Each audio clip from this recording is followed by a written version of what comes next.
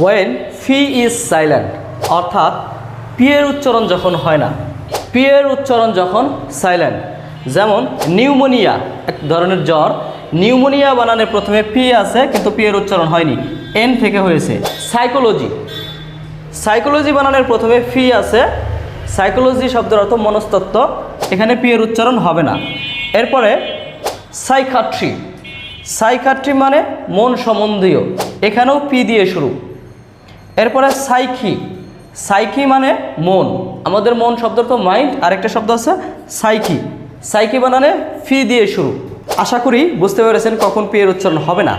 এরকম আরও নতুন নতুন ভিডিও পেতে অবশ্যই পেজটি ফলো দিয়ে রাখুন এবং চ্যানেলটি সাবস্ক্রাইব করে রাখুন এবং লাইক কমেন্ট শেয়ার করে সবাইকে দেখার সুযোগ করে দিন। আসসালামু আলাইকুম।